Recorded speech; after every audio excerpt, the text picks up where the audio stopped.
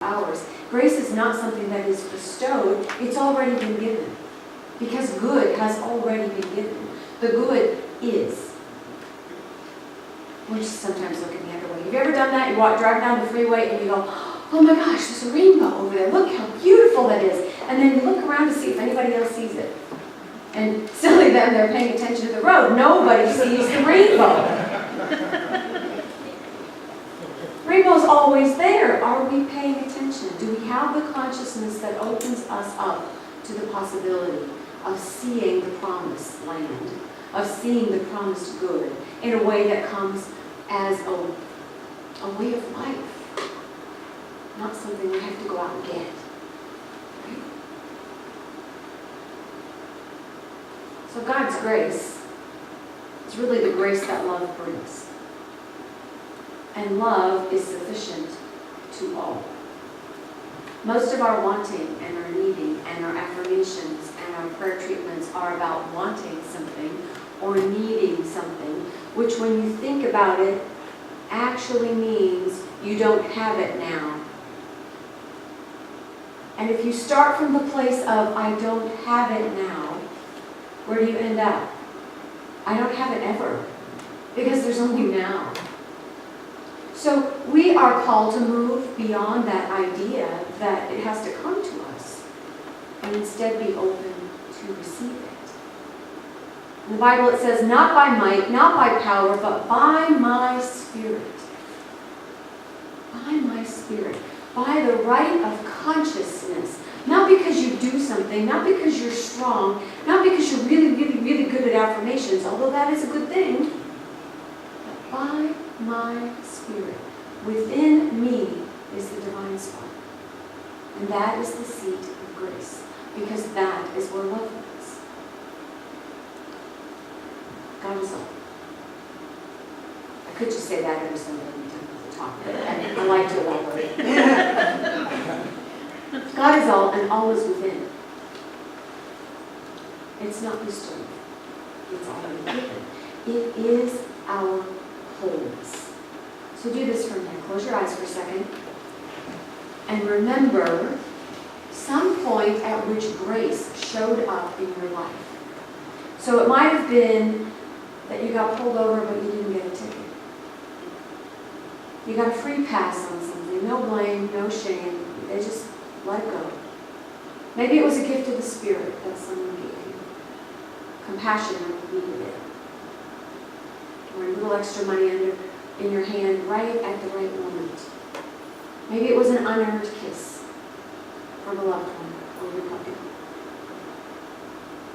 And feel the feeling that goes with that scenario. That feeling of gratitude, that feeling of opening and relief and release. It is a flood of good, a rush of good. And so as you open your eyes, realize that that feeling is the feeling of grace. And that feeling is available always. There's no strings. You know, it's when we see and find and experience our good with no strings. It's not tit for tat. That's why they call it grace. You didn't really earn it or buy it or make it happen. But you were open to it. Because if you're not open to it, the gift can't be given. Okay?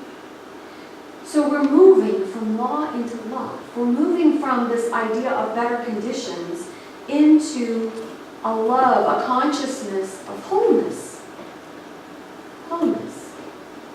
From reasons to believe, or that we prove this works to ourselves, or we can kind of grow into this idea of how to think right, into a pure awareness that we're already right. We're right where we are. We're right where we're going. We're right in what we're doing. We can't not be right. We don't get good. We have it. We are it. Emma Curtis Hopkins says good is the true name of God. When I seek my good, I'm seeking my God. And if I'm seeking my health, then God health than unhealthy. Right? There's no argument with that. And that is a way of thinking that puts you in that Christ consciousness of all good, all wholeness, right here, right now, no matter what it looks like, still. There is good, there is love, there is power in this moment. That spiritual awareness changes us within. Right? It brings that peace and poise. It brings that ease. It brings that grace. It just becomes who we are. It's not something we have to remember. It's not something we have to affirm. It's something that we begin to realize that is simply the truth of us.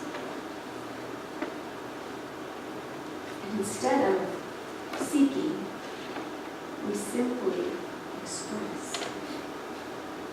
And we begin to dance to the life we're living.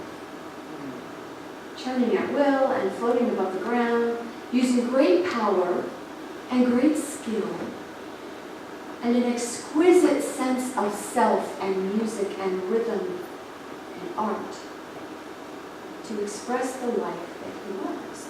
And we express our own lives in the same way when we are coming from that same place.